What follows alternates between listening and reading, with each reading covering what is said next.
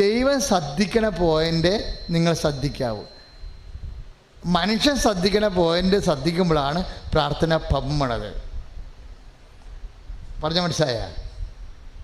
ദൈവം ശ്രദ്ധിക്കണ പോയിൻ്റുണ്ട്, അതാണ് നമ്മൾ ശ്രദ്ധിക്കേണ്ടത്.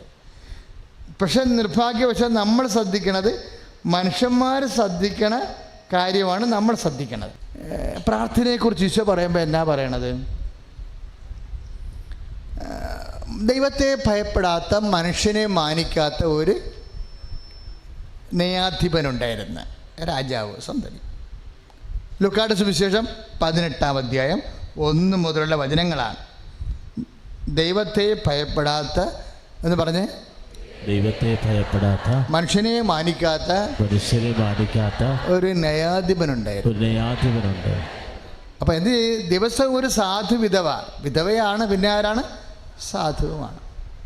ദിവസം ഒരു സാധു വിധവ വന്ന് യജമാനെ എനിക്ക് നീതി നടത്തി തരണമേന്ന് അവനോട് അപേക്ഷിക്കുക പതിവായിരുന്നു. എന്താണ്? അയാളുടെ വീട് ചിലപ്പോൾ എല്ലാവരും കൈകാരി കാണും, തിരക്കാനും ചോദിക്കാനും പറയാനും അന്വേഷിക്കാനും ആരില്ലല്ലോ. അപ്പോഴേ ഇയാളെന്താ പറയണത്? ഇയാൾ തന്നെത്താൻ ചിന്തിച്ച്, ഞാൻ ദൈവത്തെ ഭയപ്പെടുന്നില്ല, പിന്നെ എന്താണ്, മനുഷ്യനെ മാനിക്കുന്നില്ല.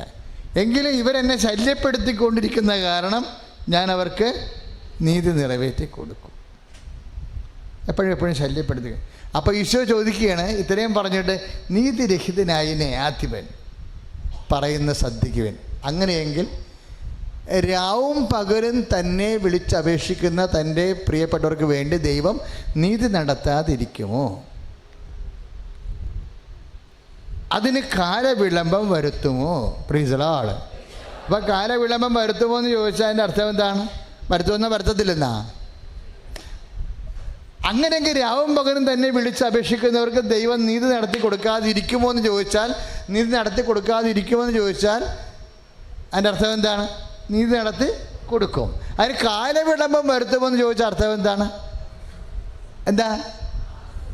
താമസം വരുത്തുമെന്നോ വരുത്തത്തില്ലെന്നോ? വരുത്തത്തില്ലെന്ന്. അപ്പോൾ ദൈവത്തിൻ്റെ പോളിസിയാണ്. നമ്മൾ ഇട്ട് നടത്തുന്ന പരിപാടിയൊന്നുമില്ല, സർക്കാർ പ്രോഗ്രാമൊന്നുമില്ല. ദൈവത്തിൻ്റെ പോളിസി എന്താ? കാലവിളംബം വരുത്താത്തതാണ്. കാലവിളംബം വരുത്താത്തതാണ് ദൈവത്തിൻ്റെ പോളിസി. അത് കൃത്യമായി കർത്താവ് പറയുന്നുണ്ട്. അമ്മയുടെ പ്രാർത്ഥനയ്ക്കും പെട്ടെന്ന് കൺകറൻസ് കിട്ടാൻ കാര്യം എന്താ? സമയമായില്ല എന്ന് പറഞ്ഞാലും അതിൻ്റെ പ്രൊവിഷൻസ് ഉണ്ടാകുന്ന നോക്കുകയല്ലേ. സമയമായില്ല എന്നല്ലേ കാനായിലെ കല്യാണത്തിൽ അമ്മയോട് പറയണത്. എന്നാലും സമയമായില്ല എന്ന് പറഞ്ഞാലും സഹായിക്കാനുള്ള പ്രൊവിഷൻസ് ഉണ്ടോ എന്ന് ദൈവം നോക്കും. അപ്പം ദൈവത്തിൻ്റെ നയപരമായ രീതിയിൽ കാലവിളംബം വരുത്താത്തതാണ് ദൈവത്തിൻ്റെ രീതികൾ.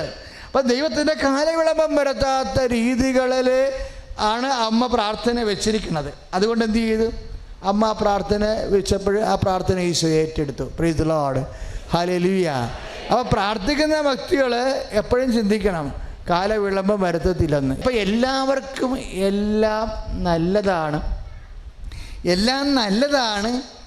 എല്ലാവർക്കുമല്ല എന്ന് പറഞ്ഞൊരു വചനമുണ്ട്.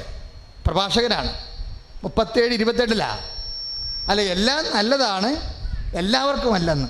Price the Lord. അപ്പം നിൻ്റെ അനിയത്തിക്ക് ചിലപ്പോൾ കാനഡ നല്ലതായിരിക്കാം, നിനക്ക് നല്ലതായിരിക്കത്തില്ല. അതാണ് പ്രശ്നം വരാം. അതുകൊണ്ടാണ് കാലവിളംബം വരണത്. ദൈവത്തിൻ്റെ പദ്ധതിയിൽ കാലവിളംബം നയപരമായിട്ടുള്ള നിലപാടല്ല. കാലവിളംബം നയപരമായിട്ട് നിലപാടല്ലാത്തത് കൊണ്ടാണ് കാലവിളംബം ഉണ്ടാകുന്ന കാര്യങ്ങൾക്ക് പോലും സഹായിക്കാനുള്ള സാധ്യത ദൈവം അന്വേഷിക്കുന്നത്. അമ്മയോട് പറഞ്ഞപ്പോൾ സമയമായില്ല എന്ന് പറഞ്ഞപ്പോഴും അപ്പാടെ മനസ്സിലാണ് സമയമെന്ന് പറയുമ്പോഴും ഈശോ അന്വേഷിക്കുകയാണ്, അമ്മയല്ലേ പറഞ്ഞത്, അത് ചെയ്തു കൊടുക്കാനുള്ള വല്ല സാധ്യതയും ഉണ്ടോ? ഉണ്ടായെന്ന് നോക്കിയപ്പോൾ ഒരു പ്രൊവിഷൻ കിട്ടി. എന്താണ്? ദൈവത്തിൻ്റെ നിലപാട്, തൻ്റെ മക്കളുള്ള നിലപാട് കാലവിളംബം ലൂക്കാ 18:7 അനുസരിച്ച് കൊണ്ട് കാലവിളംബം വരുത്താത്ത നിലപാടാണ്. അപ്പോൾ ആ പ്രൊവിഷനിൽ വെച്ചുകൊണ്ടാണ് അമ്മയോട് പറയണത് ഭരണികൾ വെള്ളം നിറക്കാൻ പറഞ്ഞത്. ഇങ്ങനെ ഒരു ലുപ്പ് ഹോളുണ്ട്, അതനുസരിച്ച് കൊണ്ട് അമ്മയെ സഹായിക്കാനുള്ള സാധ്യതയുണ്ടെന്ന്. ദൈവം എപ്പോഴും നോക്കണത് എങ്ങനെയെങ്കിലും നമ്മളെ സഹായിക്കാനുള്ള മനസ്സാണ്. അതിലൊക്കെ അമ്മയുടെ കൂടെ ഒരു ഉന്തുകൂടി ആകുമ്പോൾ ഓക്കെ ആകും സംഭവം. എങ്ങനെയെങ്കിലും നമ്മളെ സഹായിക്കരുതെന്നല്ല, എങ്ങനെയെങ്കിലും നമ്മളെ സഹായിക്കാൻ ആണ് ദൈവത്തിൻ്റെ മനസ്സുള്ളത്. അപ്പോൾ അങ്ങനെയുള്ള മനസ്സിൻ്റെ ഇടയ്ക്ക് അമ്മയുടെ ഒരു മധ്യസ്ഥം കൂടി കിട്ടുമ്പോൾ നമ്മുടെ കാര്യത്തിൽ തീരുമാനമാകും. ശ്രുതിയുടെ ഹല്ലേലൂയ.